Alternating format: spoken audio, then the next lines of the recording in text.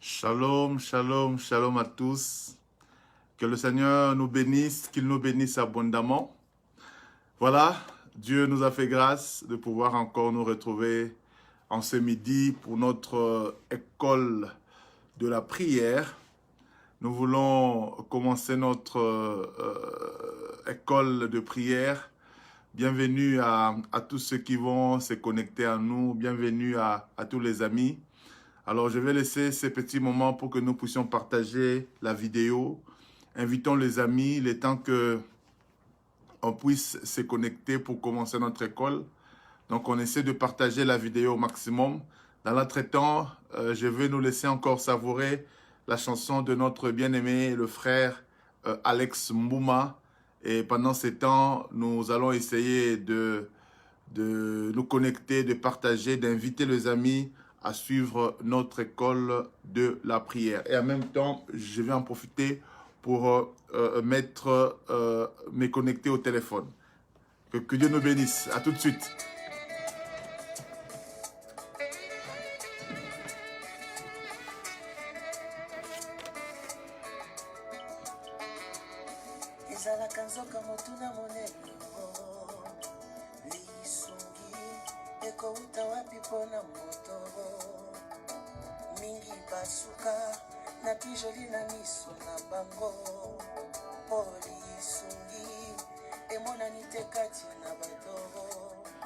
Moi je le crois, mon Rédempteur est vivant. Il se lèvera à Kokotali Kambonangao. Wepe Samerie, Kozana Lisungi Yabato. Yene Mosungyo Yabato. Lisungyo, Nazela Kamosungyo. Voilà. Voilà, on est connecté aussi avec les amis au téléphone. Et donc, nous allons bientôt commencer. Je salue la sœur Blanche qui est là. Je salue maman Marlène. Je salue papa Gianni Muzombo. Shalom. Que le Seigneur nous bénisse. Partageons la vidéo. Invitons les amis à ce rendez-vous. Surtout qu'aujourd'hui, ça sera un rendez-vous particulier. Invitons les amis. Invitons les amis.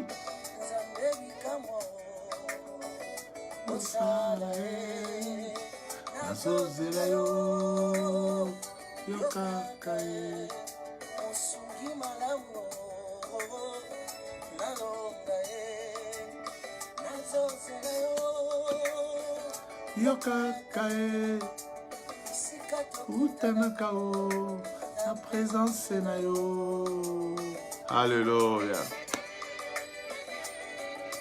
Cette chanson me fait du bien. Que le Seigneur bénisse le frère Alex Mbouma. Cette mélodie pour ses paroles. Nous sommes à notre poste. Alléluia. Alléluia. Rossi Chimungu Musenga, que Dieu te bénisse.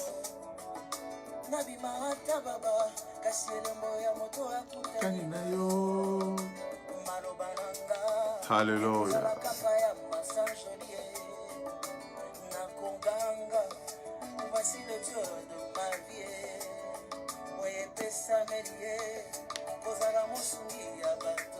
Jésus.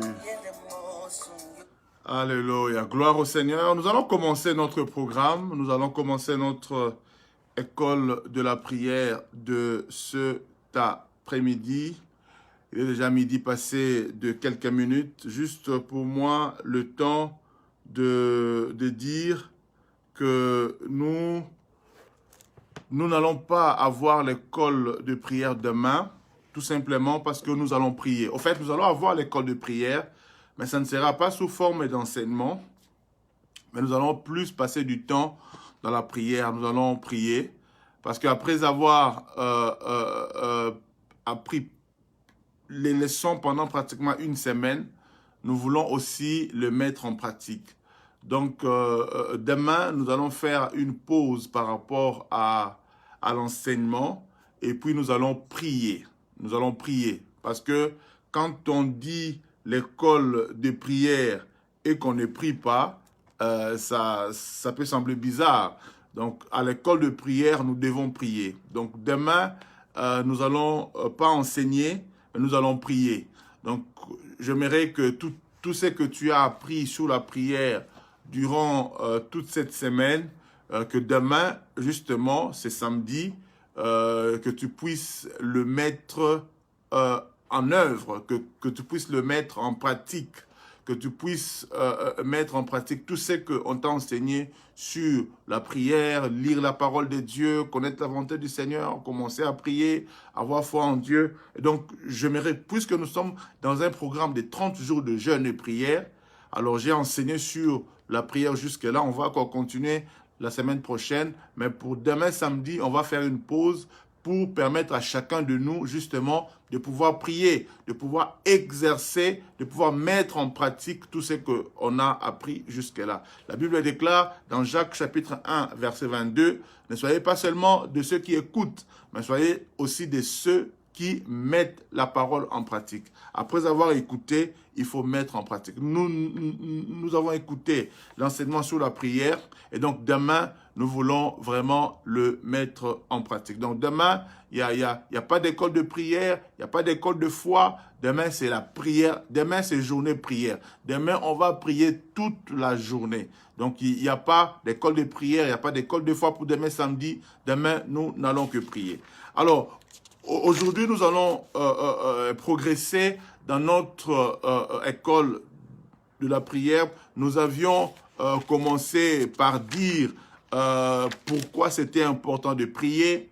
Nous avions commencé par dire quelle joie nous retrouvons dans la présence de Dieu, selon qu'il est écrit dans Psaume chapitre 16, verset 11, qu'il y a d'abondantes joies dans la présence de Dieu. Quelles sont ces abondantes joies? Nous avons parlé, et j'ai bien précisé que la liste n'était pas exhaustive, mais nous avons parlé de la paix, nous avons parlé de la sécurité, nous avons parlé de la puissance, de l'assurance. Celui qui prie, celui qui s'agenouille devant le Seigneur acquiert de l'assurance. Voilà pourquoi nous disons que celui qui se met à genoux devant le Seigneur se tient debout devant les hommes. C'est-à-dire quand nous sommes dans la présence de Dieu, nous obtenons une paix que le monde ne peut pas donner, de la sécurité, de la puissance, de l'assurance. Nous avons aussi dit que la prière nous rendait productifs. Celui qui demeure dans la présence de Dieu porte le fruit, devient productif. Et nous avons aussi dit que la prière nous transforme. La prière ne change pas Dieu, mais la prière nous change. La prière nous met dans les conditions de recevoir ce que Dieu a prévu pour nous. Voilà pourquoi c'est très important de prier. La prière ne va pas changer Dieu, parce que Dieu est le même hier, aujourd'hui et éternellement. Mais la prière va nous changer pour nous mettre en capacité, pour nous mettre dans des conditions de recevoir ce que Dieu a prévu pour nous. La prière n'est pas optionnelle. La prière est obligatoire, au fait, pour tout enfant de Dieu. Respirer n'est pas optionnel pour un être vivant. Et pour un chrétien vivant aussi, la prière n'est pas optionnelle. Tu dois respirer, tu dois prier. Et nous avons commencé à dire que la prière était aussi un partenariat avec Dieu. Celui qui prie, il devient partenaire de Dieu. Au fait, Dieu, sur la terre, il ne peut pas agir, entre guillemets, librement. Tout simplement parce que la Bible déclare que les cieux sont les cieux de l'Éternel, mais il a donné la terre au Fils de l'homme. La terre appartient au Fils de l'homme. Dieu a cédé la terre au Fils de l'homme. Quoique tout l'univers lui appartienne, mais du moment où il a cédé la terre au Fils de l'homme, Dieu ne peut plus venir agir n'importe comment. Nous avons donné l'exemple du propriétaire et du locataire. Le propriétaire, c'est à lui qu'appartient la maison. Mais du moment où il cède la maison au locataire, il ne peut plus venir entrer comme il veut. Donc Dieu aussi a cédé selon Psaume 115, verset 16, la Bible dit que les cieux sont les cieux de l'Éternel, mais la terre, Dieu l'a donnée au Fils de l'homme. C'est-à-dire, comme la terre appartient au Fils de l'homme, Dieu ne peut pas agir sur la terre si l'homme ne prie pas. Voilà pourquoi, dans Ézéchiel chapitre 22, au verset 30, nous avons dit que Dieu est en train de dire, je cherche parmi eux un homme qui élève un mur, qui se tienne à la brèche devant moi en faveur du pays, afin que je ne le détruise pas, mais je n'en trouve point. Au fait, Dieu ne veut pas détruire, mais il cherche quelqu'un. Cette personne-là doit se tenir, prier pour permettre à Dieu de venir agir. Et là, nous avons dit que la prière était quelque part une autorisation que nous donnons à Dieu de venir agir dans notre vie. Dieu n'est pas un gangster, Dieu n'est pas un dictateur. Dieu est quelqu'un qui nous respecte. Même quant au salut, écoutez, il dit, je mets devant toi la vie ou la mort choisie. Dieu nous donne le libre arbitre. Même dans Apocalypse, chapitre 3, verset 20, il est écrit, je me tiens à la porte. Qui se tient à la porte? C'est Dieu, le Tout-Puissant. C'est lui qui peut, juste avec un mot, tout fracasser. Mais il dit, je me tiens à la porte et je frappe. Si tu m'ouvres, j'entrerai. Si tu ne m'ouvres pas, je n'entrerai pas. En fait, la prière, c'est ouvrir la porte à Dieu. La prière, c'est autoriser Dieu d'entrer et d'agir dans ma vie, dans la vie de ma famille, dans la vie de ma société. Voilà pourquoi celui qui ne prie pas se lamentera. Mais au fait, ce n'est pas la faute de Dieu. C'est toi qui le laisses dehors. Il est en train de frapper.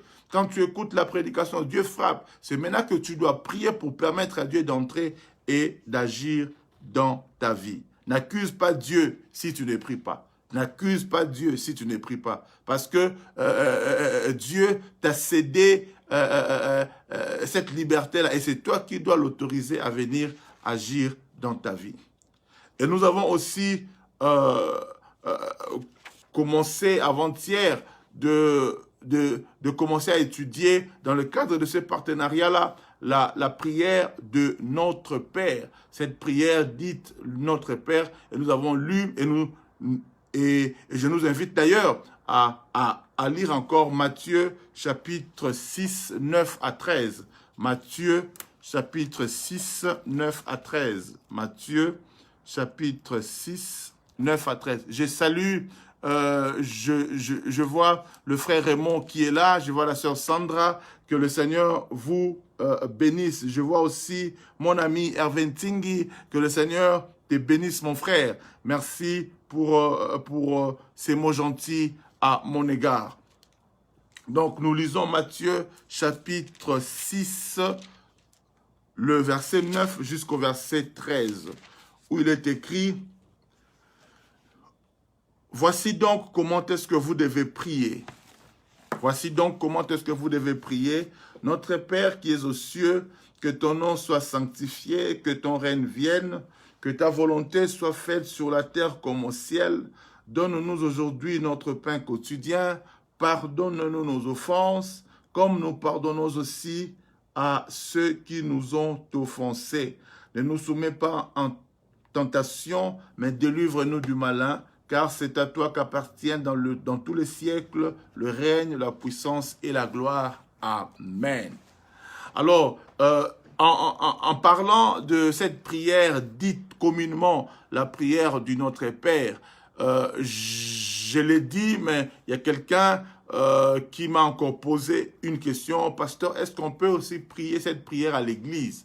J'ai dit oui, bien sûr, ce n'est pas interdit. On ne peut pas refuser de prier cette prière ou de répéter ces paroles pendant que nous sommes en train de prier. Il est vrai que quand le mouvement de réveil a commencé au Congo, pour ne pas dire ailleurs, parce que je ne sais pas tout ce qui se passe ailleurs, mais au Congo, par exemple, il y avait une telle volonté de rupture que tout ce que faisait l'Église catholique était considéré comme mal. Donc voilà pourquoi les gens ont rejeté carrément tout ce qui se faisait dans l'Église catholique. Et donc, le fait qu'à l'Église catholique, on priait on récite le Notre Père, les gens aussi ont refusé de répéter ces paroles à l'Église. Mais aujourd'hui, avec un peu de maturité, nous comprenons qu'il n'est pas interdit, ce n'est pas un péché à l'Église ou même soi-même à la maison de pouvoir répéter les paroles de notre Père qui est aux cieux. Hein, donc, mais seulement, je l'ai dit et j'insiste encore, il ne faut pas prendre ces paroles comme une récitation. Les paroles de Jésus dans la prière dite de notre Père, ce n'est pas une récitation, mais en fait, c'est un enseignement que Jésus a donné sous la prière. Ce sont des éléments clés que Jésus nous a donnés pour prier. C'est-à-dire, quand nous sommes en train de prier, Dieu nous dit, écoutez, quand vous priez, voilà les éléments qui doivent constituer votre prière. Si vous lisez seulement cette prière, ça fait quoi? Ça fait même pas 1 minute. Or, la prière, c'est pas seulement 1 minute. La Bible dit, Jésus restait toute la nuit en train de prier. Et même quand il est venu voir les disciples, il leur a dit, vous n'avez pas pu prier 1 heure avec moi. Mais on ne peut pas prier 1 heure juste avec notre Père qui est aux cieux. Voilà, parce que ça ne prend même pas 1 minute. Mais c'est pour dire que dans cette prière-là, il y a des éléments constitutifs de notre vie de prière que nous devons absolument avoir. Et donc, nous avons commencé. Donc, bref, pour répondre à cette question-là, j'ai dit, on peut répéter ces prières-là pendant que nous sommes en train de prier. D'ailleurs, j'aimerais nous inviter justement à répéter ces paroles-là, sois avec moi, prie avec moi cette prière de notre Père. Mais pas comme une récitation, parce que tu crois dans ton cœur et tu le confesses de ta bouche. Alors nous prions ensemble. Notre Père qui es aux cieux, que ton nom soit sanctifié, que ton règne vienne, que ta volonté soit faite sur la terre comme au ciel. Donne-nous aujourd'hui notre pain quotidien. Pardonne-nous nos offenses, comme nous pardonnons aussi à ceux qui nous ont offensés. Ne nous livre pas en tentation, mais délivre-nous du malin, car c'est à toi qu'appartient dans tous les siècles le règne, la puissance et la gloire. Amen. Alléluia, gloire à Dieu. Voilà, j'ai répondu à la question de notre frère qui m'a posé si on pouvait prier le Notre Père. Eh bien, c'est la meilleure des réponses. On peut prier, mais seulement quand je le dis, je pèse chaque mot. Je ne dis pas ça juste pour faire fan, non, ou pour répéter, ou comme une récitation. Je sais de quoi je parle et je sais à qui je parle. Amen. Alors, nous avons commencé à étudier cette prière de notre Père. Nous avons commencé juste par la première phrase où la Bible déclare, quand vous priez, dites notre Père qui est aux cieux. Et donc là, nous avons commencé à dire que la prière était d'abord une affaire de relation. Tu ne peux pas prier au Seigneur si tu n'es pas en relation avec lui. Le disciple pose la question à Jésus, enseigne-nous comment prier, enseigne-nous comment prier. Mais avant que Jésus ne leur dise comment prier, avant que Jésus ne leur donne des formules, des paroles à dire, il commence d'abord par leur signifier à qui ils doivent prier. Il ne faut pas vous tromper des cibles, il ne faut pas vous tromper de personnes à qui vous adressez vos prières. C'est très important. Hein? Il ne faut pas vous tromper d'adresse où vous envoyez votre lettre, votre courrier, hein, vos demandes. Parce que tu peux écrire une très bonne lettre, mais si tu mets la mauvaise adresse, la lettre va disparaître et puis finalement peut-être ça va te revenir. Donc Jésus-Christ commence d'abord par leur montrer à qui ils doivent prier. Et bizarrement, à qui ils doivent prier, il ne parle pas de notre Dieu. Il ne parle pas de notre Seigneur, il ne parle pas de notre roi, il ne parle pas de l'Éternel des armées, il parle de notre Père. Au fait, le Seigneur vient instituer quelque chose de nouveau. Il fait comprendre à ses disciples et au travers d'eux à nous que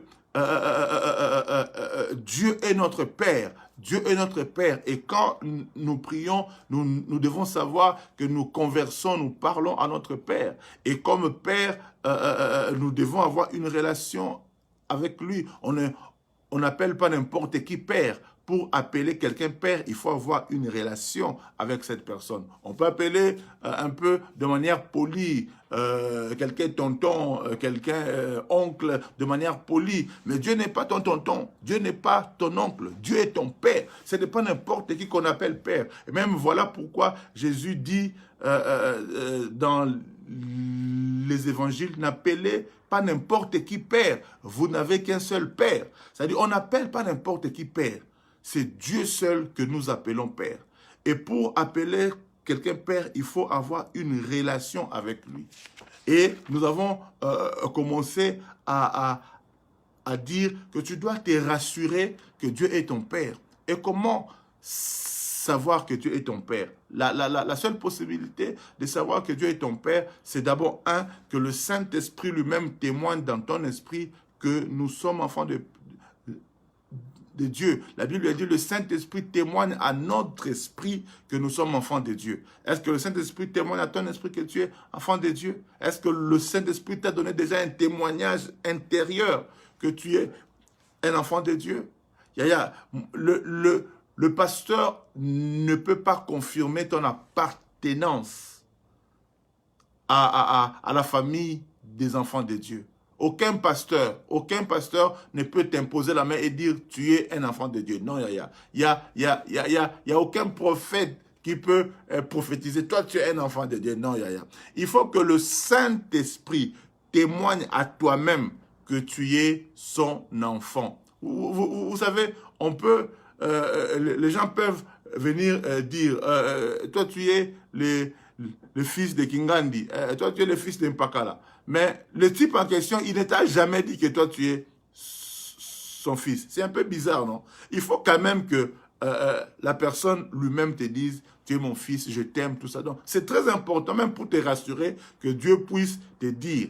Vous savez, ce n'est pas le fils qui reconnaît le père, mais c'est le père qui reconnaît l'enfant.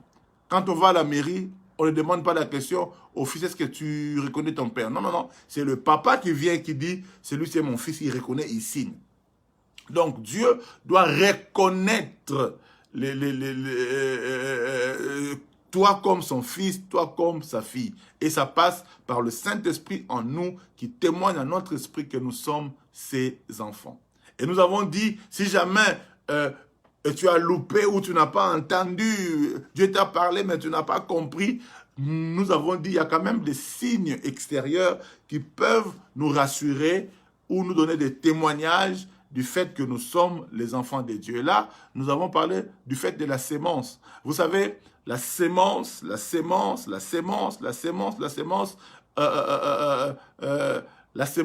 d'un manguier ne produit que des mangues.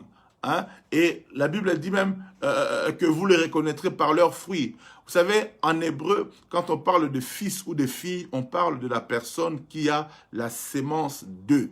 La sémence d'eux. Quand tu es fils, tu as la sémence d'eux. Et quand tu es père, tu es porteur des sémences. C'est ça en fait. Quand on parle de père, c'est quelqu'un qui porte la sémence. Et quand on parle de fils, c'est quelqu'un qui a la sémence de quelqu'un. Alors si nous sommes fils de Dieu, si nous sommes filles de Dieu, nous l'avons dit la fois dernière, nous devons aussi avoir en nous la sémence de Dieu.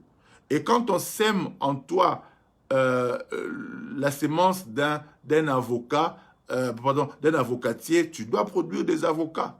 Un chat ne produit pas de chiens. Un lion ne produit pas des zèbres. C'est-à-dire, quand tu as la sémence de Dieu, il faut aussi que nous voyons le fruit de Dieu en toi. Et dans Galates, chapitre 5, verset 22, nous l'avons lu, nous voyons les différents fruits de l'esprit, les différents fruits du Saint-Esprit qui prouvent que nous sommes ses enfants. Et nous avons parlé de l'amour, nous avons parlé de beaucoup de choses que je ne saurais pas répéter, sinon on va encore revenir tout au début. Mais vous pouvez lire la vidéo précédente sur l'école de la prière. Si tu n'as pas la sémence de Dieu, si Dieu n'est pas en toi, tu peux prier, mais ta prière n'aura en fait aucun effet.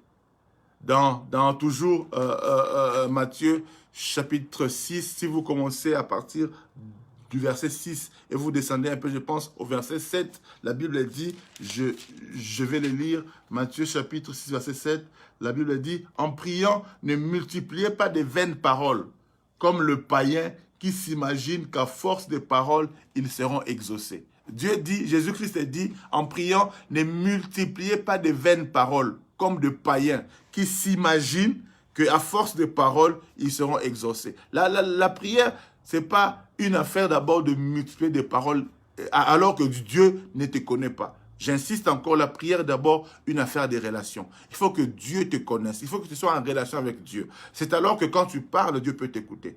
Quand je marche dans la rue, tout le monde crie. Il y a des bruits dans la rue. Mais je ne fais pas attention à tous les bruits. Il y a des enfants qui pleurent, qui crient. Ça ne me dit rien. Je trace mon chemin. Mais si jamais j'entends mon fils crier, je dois m'arrêter. Qu'est-ce qu'il y a? Je dois m'intéresser. Alors, si Dieu ne te connaît pas, même quand tu pries, ce sont des bruits.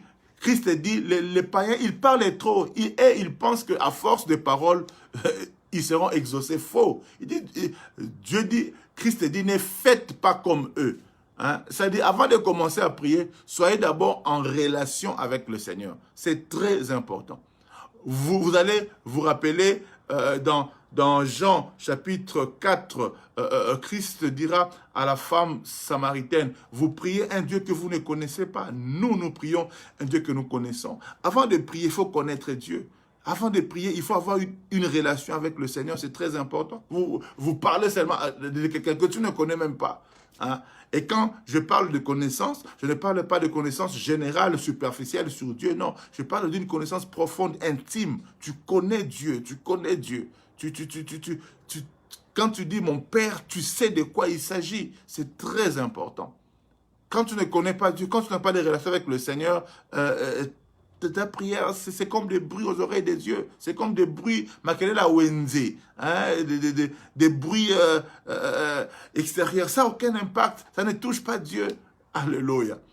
Et puis même, quand tu n'as pas de relation avec le Seigneur, que tu te mets à prier, même le monde des ténèbres, il se moque de toi. Rappelez-vous, dans Actes chapitre 19, on nous parle des 7 fils de Sheva,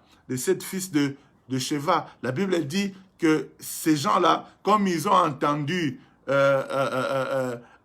Paul qui chassait les démons, bon, eux aussi se sont dit, bon, nous aussi on peut chasser les démons. Ils sont allés voir un démoniaque pour chercher à les délivrer. Ils ont commencé à prier, démon, quitte ce corps au nom de Jésus que Paul prêche. Le démon a commencé à parler dans la bouche de ce type-là. Et écoutez ce que le démon dit. Il dit, je connais Jésus. Mais quand le démon dit, je connais Jésus, ce n'est pas la même connaissance dont Jean 4 parle. Hein? Jean 4 parle de connaître Dieu de manière intime. Ok? Mais Acte 19, 14 dit, quand les démons disent, je connais Jésus, en fait, ils le connaissent de manière générale. Ils savent qui il est. Ils ont peur de lui parce qu'ils savent qui il est. Vous savez, aujourd'hui, moi, je vis en France. Je peux dire, je connais le président Macron. Mais je le connais comme président. Et donc, j'ai beaucoup de révérence. Je respecte sa parole. Quand il m'ordonne quelque chose, je le fais. Parce que je le respecte, je le connais comme tel. Donc, j'ai une révérence vis-à-vis de lui. La Bible dit, même les démons connaissent Dieu, croient en Dieu et ils tremblent. C'est-à-dire, ils savent qui il est. Mais ils ne le connaissent pas comme nous devrions le connaître. Ils ne le connaissent pas comme Brigitte Macron connaît Emmanuel Macron. Est-ce que vous me comprenez? C'est-à-dire, Brigitte Macron connaît Emmanuel Macron. Moi aussi, je connais Emmanuel Macron. Mais il y a connaître et connaître. Donc, quand les démons ici disent « je connais Jésus », comprenez-moi, ce n'est pas connaître comme Jésus-Christ disait dans Jean chapitre 4, « nous connaissons celui que nous adorons ». Ok? Alors, les démons disent aux 7 fils de Sheva, « je connais Jésus et je sais qui est Paul ». Quand tu as la sémence de Dieu en toi, même les démons savent que tu es de Dieu. Même les démons savent que tu as la sémence de Dieu. La sémence de Dieu ne se cache pas. La sémence de Dieu se voit. Quand tu es converti, ça se voit. Quand tu es un enfant de Dieu, ça se voit. Ça ne se cache pas. La Bible dit, vous êtes une lumière. Une lumière, on ne la met pas sous la table. Une lumière, on la met sur une montagne pour éclairer. Quand la sémence de Dieu entre en toi, c'est la sémence de la lumière qui entre en toi. Et ceux qui sont dans les ténèbres voient que celui-là a la lumière. Il y a des gens qui vont te regarder, ils vont te dire, je vois une lumière chez toi. Oui, cette lumière-là, c'est la sémence de Dieu. Et les démons savent qui appartient à Dieu, qui n'appartient pas à Dieu. Les démons savent, Yaya. Les démons savent. Et donc, quand les démons ont commencé à parler aux 7 fils de Sheva, ils leur ont dit, je connais Jésus et je sais qui est Paul. Mais vous, qui êtes-vous? Vous, qui êtes-vous? Ils priaient comme ça sans avoir une relation avec Dieu. Et la Bible déclare que les démons ont commencé à les tabasser. Les démons ont commencé à les tabasser. Ils ont déchiré leurs vêtements. Les gens ont fui. Ces fils des sacrificateurs-là ont fui. Si tu ne pries pas, parce que même le prière d'autorité, le chasser les démons, c'est une forme de prière aussi. Alors, mais au fait, tout cela commence d'abord par le fait que nous devons avoir une relation avec Dieu. Si tu n'as pas une relation avec le Seigneur, ça ne sert à rien. Les fils ont fui. Au fait, ils fouillaient les démons. Mais comment tu peux encore fouiller les démons, toi, qui te dit un enfant de Dieu? Et permettez-moi même de dire ceci. Quand tu es un enfant de Dieu, tu ne dois pas avoir peur des démons. C'est eux qui doivent avoir peur de toi. Ils connaissent qui tu es. Quand tu arrives quelque part, sache qu'il y a les démons qui tremblent. Quand tu arrives dans une ville, dans une famille, il y a des démons qui tremblent. Même dans certains mariages des hommes de Dieu, des enfants de Dieu, parfois il y a beaucoup de complications. Ce n'est pas tout simplement parce que tu n'as pas d'argent, ce n'est pas tout simplement parce que tu es pauvre. Non, non, non. C'est parce que les démons de cette famille-là savent que quand tu viens entrer dans leur famille, tu viens apporter une lumière. Et voilà pourquoi même il y a beaucoup de combats, ils te combattent, ils s'opposent à ton mariage. Ce n'est pas seulement une affaire d'argent. C'est parce qu'au fait, les démons, les principautés, les autorités de cette famille-là savent que quand tu viens te lier à eux, mais il y a une lumière qui vient entrer dans notre famille. Donc parfois tu verras le papa s'oppose à toi, l'oncle s'oppose à toi. Ce n'est pas toujours une affaire d'argent, mais c'est parfois aussi une affaire d'esprit. Donc il faut, autant qu'on se prépare financièrement pour le mariage, il faut aussi se préparer spirituellement. Parce que quand tu as une lumière, que tu entres là où il y a les ténèbres, la lumière éclaire.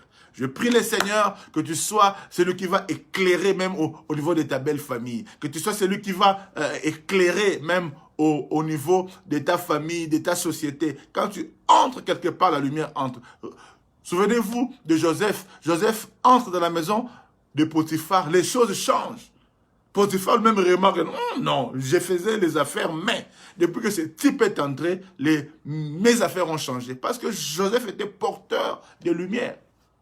Quand tu es en relation avec Dieu, même les démons sont obligés de t'obéir. Connaître Dieu, avoir une relation avec le Seigneur, je le dis, ça passe par le fait d'accepter Jésus-Christ dans notre vie comme Seigneur, comme Sauveur. Il n'y a pas plusieurs moyens. Il n'y a pas 2, 3, 4 moyens. Le seul moyen. La Bible dit le seul nom qui nous a été donné dans les cieux, sur la terre, même sous la terre, par lequel nous pouvons être sauvés. C'est par le nom de Jésus. C'est le seul nom. Je respecte toutes les religions. Mais je me dis ceci, la seule voie qui peut nous amener au salut, c'est Jésus-Christ. Je suis désolé pour tous ces mouvements écuméniques. Je respecte chacun dans sa religion. Chacun est libre de croire à qui il veut. Mais ce que moi je crois, ce que moi je sais, c'est qu'il n'y a de salut en aucun autre, si ce n'est par Jésus-Christ. La Bible dit, je suis le chemin. C'est Jésus qui dit, je suis le chemin. Pas nous sommes, hein. Je suis le chemin, je suis la vérité et je suis la vie. Il n'y a pas de nous là-dedans. Il n'y a pas de demi-vérité. Non, non, non, non. Il n'y a pas de compromission. Non, non, non, Yaya. Si tu ne veux pas croire, libre à toi. Libre à toi, pardon. Je te respecte. Tu fais comme tu veux. Mais moi, je dois te dire la vérité. Et la vérité, c'est que Christ est le seul chemin qui amène vers le Père. Jésus-Christ est la seule voie du salut. Il n'y en a pas deux. Je suis désolé, il n'y en a pas deux. Alors, si tu crois, gloire à Dieu. Si tu ne crois pas, on ne te force pas. Nous, on ne te met pas le couteau sous la gorge. pour te dire où tu crois, où tu meurs. Non, non, non. Si tu ne crois pas, même Dieu qui t'a créé, il t'a laissé libre. Dieu t'a créé là, il t'a laissé libre. Dieu lui-même dit, il dit, je mets devant toi la vie et la mort choisie. Alors, Dieu me laisse le choix. Pourquoi alors moi, humain, je dois te menacer avec les Kalachnikov? Pourquoi moi, humain, je dois te mettre le couteau sous la gorge pour te dire où tu crois, où tu meurs? Non, Yaya. Si tu veux croire, libre à toi. Si tu ne crois pas, l'enfer t'attend. Mais ce que moi je sais et ce que moi je proclame, c'est que la seule voie du salut, c'est d'accepter Jésus-Christ dans sa vie comme sauveur, comme Seigneur. La Bible dit dans Romains chapitre 10, je vais lire ça rapidement, Romains chapitre 10, Romains chapitre 10, Romains chapitre 10, Romains chapitre 10, le temps que je trouve le verset, Romains chapitre 10, verset 9, la Bible dit, si tu confesses de ta bouche le Seigneur Jésus, si tu confesses de ta bouche le Seigneur Jésus, et si tu crois dans ton cœur que Dieu l'a ressuscité de mort, tu seras sauvé. Car c'est en croyant du cœur qu'on parvient à la justice, c'est en confessant de la bouche qu'on parvient au salut selon ce que dit l'Écriture. Yaya, si tu confesses de ta bouche le Seigneur Jésus, on ne parle pas, je ne vais pas citer le nom d'autres religions ici par respect, hein, mais on ne parle pas si tu confesses le prophète Vangou, si tu confesses... non, non, non, il n'y a pas d'autre. Ce n'est pas ton daddy, ton pasteur, ton église qui peut te sauver, non. Mais si tu confesses le Seigneur Jésus. Et là encore, je dis, il y a confesser et confesser. Parce que il y a certains qui confessent juste comme une récitation. Tu dois croire véritablement, croire dans ton cœur et confesser de ta bouche que le Seigneur Jésus, Dieu l'a ressuscité de mort. Et cette confession-là doit nous amener à changer de comportement, à nous comporter différemment. Voilà un peu cette première phrase de la prière de notre Père, c'est que cela peut signifier être en relation avec Dieu afin de pouvoir prier. Être en relation avec le Père afin de pouvoir prier. Je répète encore, la prière fonctionne avec la parole. Nous devons parler, mais nous devons parler à qui? Yaya, la prière, et j'aimerais encore le dire, la prière, ce n'est pas en pensée. La prière, tu dois parler. La prière est une activité spirituelle. La prière est une activité spirituelle. Et dans le monde spirituel, la parole est très importante. Voilà même pourquoi Dieu, quand il créait, Dieu n'a pas créé en pensée. Hein. Dieu est le Tout-Puissant. Il pouvait juste faire des signes. Et la terre apparaît. Non, non, non. Mais il n'a pas dit ça. La Bible dit Dieu dit. Pour créer, Dieu a dû parler. Et j'aimerais te dire, tu ne peux pas seulement dire que, oh, Dieu connaît mes intentions. Yaya, nous accusons Dieu pour des choses pour lesquelles nous n'avons même pas prié. Quand tu es en relation avec le Seigneur, alors commence à lui parler. Commence à lui dire des choses. Imagine un peu, nous sommes dans une maison. Je vis avec mes enfants et mes enfants ne me parlent pas du tout. Mais comment est-ce que je peux savoir ce qu'ils pensent?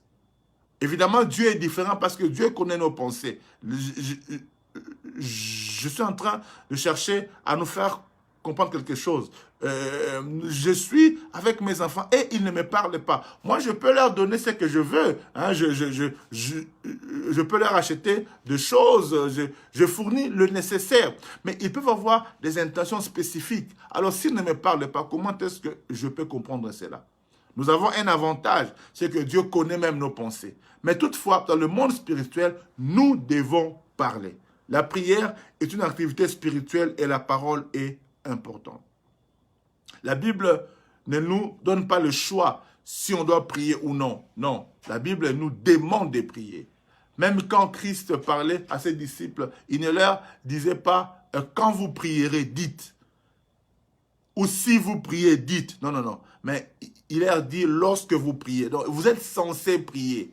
Hein? Ce n'est pas si vous priez, non, mais quand vous allez prier, lorsque vous allez prier. Donc, ce n'est pas optionnel, mais c'est vraiment quelque chose que nous devons faire. La prière est quelque chose de très important.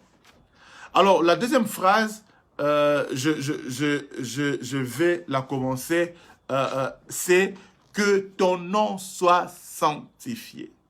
Je répète encore, pour ceux qui nous suivent, demain, nous allons mettre en pratique tout ce que nous avons déjà appris jusque-là sur la prière. Donc demain, samedi, il n'y a pas enseignement. Demain, samedi, il y a prière. Nous allons prier. Parce qu'il ne faut pas qu'on t'enseigne sur la prière sans prier. La façon d'apprendre à prier, c'est de prier. Hein? La meilleure façon de pouvoir progresser dans la prière, c'est justement de commencer à prier. Et donc demain, on ne va pas enseigner, mais demain, nous allons prier. Donc connecte-toi à la prière. Ne sois pas seulement celui qui écoute, mais sois celui qui pratique aussi la prière, qui met en pratique la parole du Seigneur. Donc demain, je vous attends à midi pour que nous puissions prier ensemble. La deuxième phrase de la prière dite de notre Père, c'est que ton nom soit sanctifié.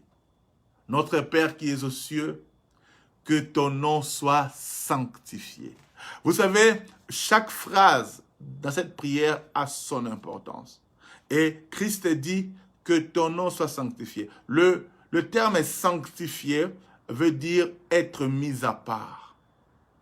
Quand on parle de sanctifier, on parle d'être mis à part. Même quand nous, les enfants de Dieu, on nous appelle que nous sommes des saints, nous sommes sanctifiés, ça veut dire quoi? Nous sommes mis à part. Nous étions tous dans la catégorie des morts à cause du péché. La Bible dit car tous ont péché et sont privés de la gloire de Dieu. La Bible dit le salaire du péché c'est la mort. Nous étions tous des candidats vers la mort, vers l'enfer. Nous étions tous privés de la gloire de Dieu. Nous autres là, nous étions privés de droit de cité en Israël, loin des promesses, sans Dieu. C'est-à-dire, nous étions loin. Mais du moment où nous avons donné notre vie à Jésus, du moment où nous avons accepté Jésus-Christ dans notre vie comme Sauveur et Seigneur, nous sommes devenus un peuple sanctifié. C'est-à-dire, au milieu du chaos, au milieu des candidats de la mort, nous, on nous a mis à part. Nous, on nous a mis de côté.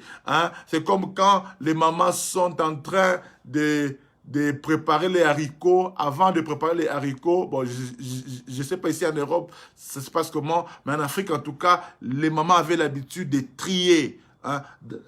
Dans les haricots, on enlevait les mauvais grains de bons. Même quand on fait les riz. Bon, ici en Europe, c'est pas souvent le cas, mais en Afrique, on doit trier d'abord les riz pour enlever de mauvais grains, de bons grains. Et justement, quand nous donnons notre vie à Dieu, Dieu aussi fait une séparation. Il nous détache, il nous met de côté.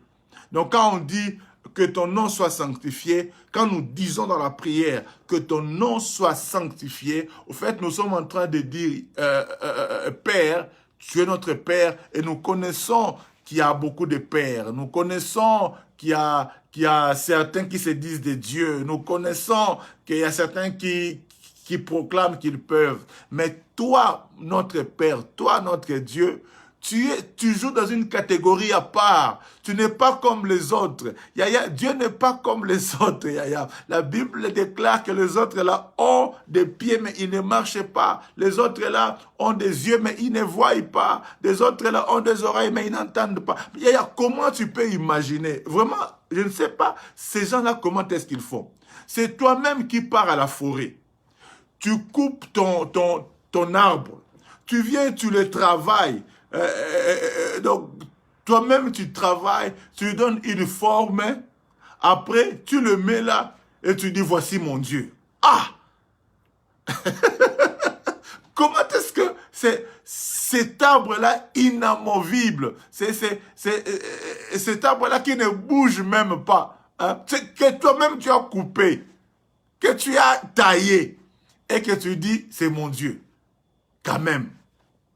Comme il Il y a certains même qui disent que il y a tel frère, tel père, tel son éminence, c'est lui notre Dieu. Mais il est homme comme toi. Scusatemi, excusez-moi, mais il est comme toi. Il est homme comme toi. Mais comment tu peux l'appeler Dieu? Comment tu peux l'appeler Dieu, Yaya? Il est homme comme toi. Il est créature comme toi. Et bizarrement, ce qui m'étonne, c'est que quand le père meurt, le fils vient, le fils devient Dieu. Oh, un Dieu qui meurt. Un Dieu qui meurt, Yaya. Et nous connaissons tous leur tombeau, là. Ils ne bougent pas, ils sont là, dans leur tombeau. Non, ne soyons pas ignorants jusqu'à ce point-là. Ne soyons pas légers, pour ne pas dire bêtes, jusqu'à ce point-là. Une créature n'est pas le créateur. Une créature n'est pas le créateur. Il n'y a qu'un seul créateur. Il n'y a qu'un seul Dieu. Il n'y a qu'un seul Dieu. Il n'y a qu'un seul Dieu. Tu prends une statue là qu'on a fabriquée, qu'on a ornée, et tu le mets là et tu commences à prier. Et il ne t'entend pas. Il ne bouge pas. Il y a notre Dieu, il bouge. Notre Dieu, il a créé les oreilles, il entend. Notre Dieu, il a créé la bouche, il parle. La preuve, c'est que Dieu nous parle. Dieu nous révèle des choses. Dieu est avec nous. Dieu intervient dans nos affaires. Et quand nous prions, nous voyons comment est-ce que Dieu intervient, comment est-ce que Dieu agit jusqu'en ce jour. Dieu, notre Dieu est vivant. Ce n'est pas quelqu'un d'histoire, ce n'est pas quelqu'un inamovible qui est là. Il ne bouge pas, il n'est pas en mouvement depuis que tu as commencé à prier. Il y a même quelqu'un qui se met devant, il nous croit là. Et son Dieu, depuis qu'il a gardé la position comme ça. Tu viens, tu pleures, il reste là. Il ne bouge pas, il ne dit rien. Tu finis de prier, il est toujours là. Il a gardé la même position. Matin, midi, soir, là. J'ai béni le Seigneur parce que notre Dieu, notre Sauveur, Jésus-Christ, il est venu. Lui qui est Dieu, il est descendu sur la terre. Il a accepté de mourir. Et la mort n'a pas pu le retenir parce qu'ils ont compris que lui, là, on ne peut pas le retenir. C'est notre Dieu. Même sur la terre, quand il est en train de marcher avec ses disciples, la Bible déclare, il a parlé au vent, il a parlé aux tempêtes. Ses disciples qui marchaient avec lui, eux-mêmes se sont dit, mais qui est cet homme à qui même la tempête peut obéir? Parce qu'en fait, la tempête reconnaît son créateur. La tempête reconnaissait que celui-ci, il est d'une autre catégorie. Celui-ci n'est pas comme tous les hommes. Il est sanctifié. Il est hors catégorie. Dieu est hors catégorie. Ne compare jamais ton Dieu avec d'autres petits dieux là. Ne compare jamais. Dieu joue dans une autre catégorie. Si les autres petits dieux là qui se disent dieux alors qu'ils ne sont même pas des dieux jouent, je ne sais pas, à C2 ou... Non, Dieu joue au-delà même des Champions League. Hein? Pour ceux qui aiment le football, Dieu est hors catégorie. Il ne faut pas placer Dieu au même niveau que ces soi-disant dieux là. Un homme n'est pas ton Dieu. Dieu est le créateur. Il n'y a qu'un seul créateur. Il n'y en a pas deux. Si quelqu'un vient se présenter à toi, moi je suis Dieu, Yaya comprend que c'est un aventurier. On parle même d'un Dieu qui un jour était en train de chercher une adresse, il s'est trompé. Dieu se trompe d'adresse. Non, notre Dieu, lui, il est omniscient. Il connaît toutes choses. Il connaît toutes choses. Notre Dieu, il est omniprésent. Ça veut dire il est partout en tout moment. Même là où il y a tes ennemis. Même là où ils complotent. Oh my goodness. Dieu est là. Dieu est là même là où il y a tes ennemis. Dieu est là même là où les gens pensent complètement. Voilà pourquoi il intervient en notre... Parce qu'il connaît le plan de nos ennemis avant même qu'eux-mêmes commencent à le concevoir ou même à le mettre en place. Avant les réunions, Dieu était là. Pendant les réunions, Dieu est là. Après les réunions, il sait déjà où est-ce qu'ils vont. Voilà pourquoi tous les pièges qu'ils tendent vers toi, ça ne réussira jamais parce que ton Père joue dans une autre catégorie. Ton père joue dans une autre catégorie. Quand ils font leur réunion là, ton père est là. Ton père est là. Voilà pourquoi tu peux lui faire confiance. Voilà pourquoi, pour nous, c'est une joie, c'est un plaisir. Quand nous venons prier, nous dites notre Père. Parce que nous savons qu'il est au courant de tout. Vous savez, quand nous venons prier, je l'ai dit, on n'informe pas Dieu sur nos problèmes. Il est mieux au courant de nos problèmes que nous-mêmes. Dieu est mieux informé sur nous que nous-mêmes.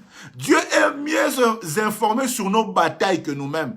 Donc voilà pourquoi même quand tu avances dans la prière, tu dois reconnaître déjà que je viens devant mon Père, mais le Père auprès de qui je m'avance, lui, il joue dans une autre catégorie. Il n'est pas comme les autres pères, il n'est pas comme le Père de ce monde. Christ lui-même disait, mauvais Père que nous sommes, nous les humains là, mauvais Père que nous sommes, nous savons donner de bonnes choses à nos enfants. À combien plus forte raison le Père qui est dans les cieux? À combien plus forte raison? En fait, lui, il joue dans une autre catégorie. Voilà pourquoi quand nous avançons, nous disons notre Père qui est aux cieux. Déjà, nous le positionnons. Il n'est pas sur la terre. Il n'est pas sur la mer. Il n'est pas, je ne sais pas, dans un... Non, non, non. Notre Père est aux cieux.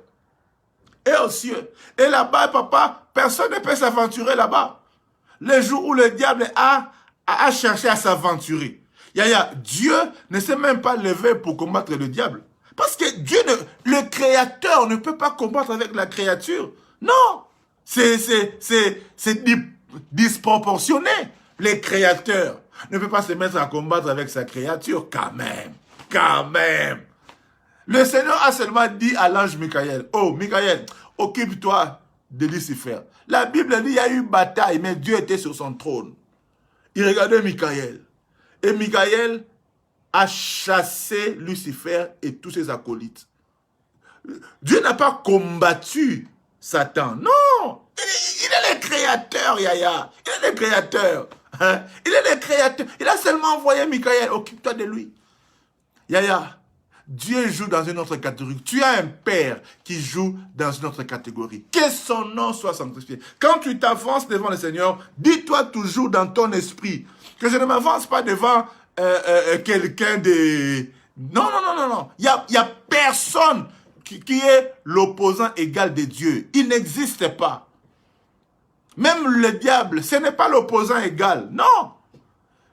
Ce n'est pas que le diable a une certaine force avec laquelle il peut quand même lutter avec Dieu, faire le bras de fer avec Dieu. Il ne pourra pas. Dieu n'a pas le temps. Dieu joue dans une autre catégorie. Que ton nom soit sanctifié. Que ton nom soit mis à part. Tu es mon Père qui est aux cieux. Tu es aux cieux. Tu es aux cieux. Alléluia. Le ciel des cieux, c'est sa demeure, nous disait Salomon. Le ciel des cieux ne peuvent le contenir, nous disait Salomon. Yaya, Dieu joue dans une autre catégorie. Nous n'avons pas un Père quelconque. Nous avons un Père qui est omniscient. Il connaît toutes choses. C'est-à-dire même chez tes ennemis, il connaît ce qu'ils pensent. Il est omniprésent. Partout, il est là. Il est là. Là où je suis là, Dieu est là. Et là où toi tu es, Dieu aussi est là. Même, oh mon Dieu, mon roi. Imaginez un peu, prenons un dimanche. Chez le centre évangélique Le Palmier à Saint-Étienne, nous sommes en train de prier le Seigneur. Nous l'adorons et il est là. Parce qu'il a dit ceci, là où 2 ou 3 sont réunis en mon nom, je suis au milieu d'eux. Là où 2 ou 3, c'est-à-dire partout, là où 2 ou 3 personnes se réunissent, il est au milieu d'eux. Ok? À Saint-Étienne, nous prions dimanche, Dieu est là. À Kinshasa, on prie dans plusieurs églises, Dieu est là.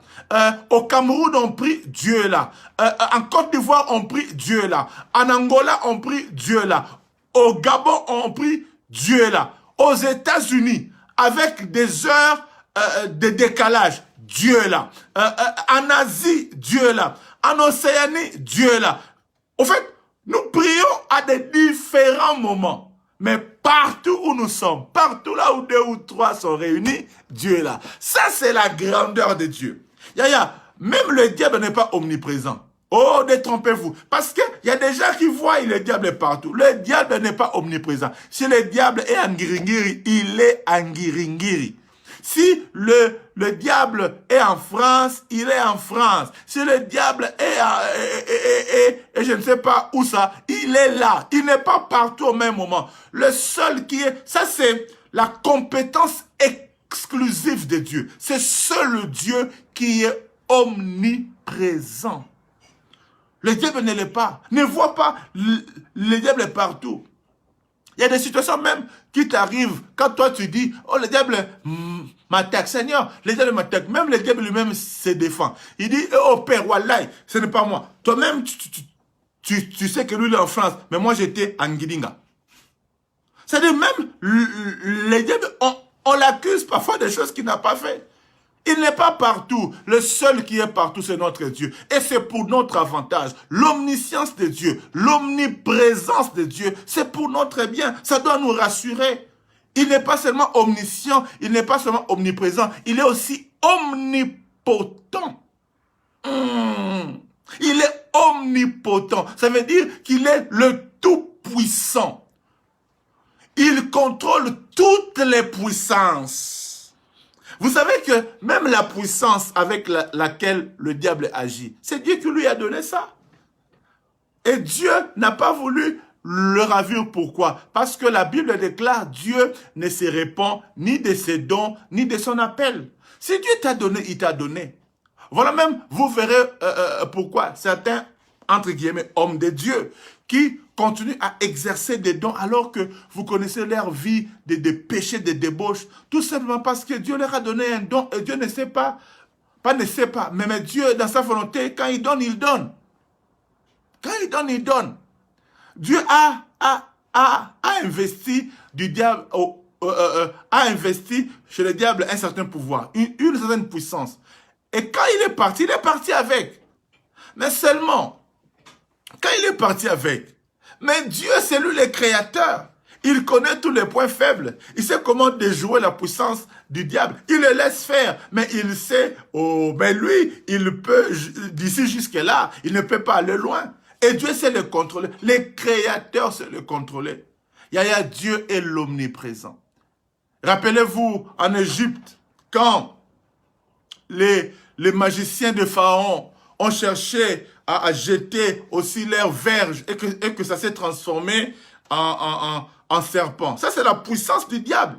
Mais il a reçu cette puissance-là ou de Dieu. Et il a fait ça comment? Parce qu'il a vu Moïse faire. Quand Moïse a jeté son bâton, que ça s'est transformé en serpent, le diable qui était avec Dieu, c'était un proche. Il était dans la ceinture de Dieu. Il sait comment certaines choses spirituelles se passent. Et il a aussi donné ces pouvoirs-là à ces magiciens. Et aussi, ils ont jeté leur bâton.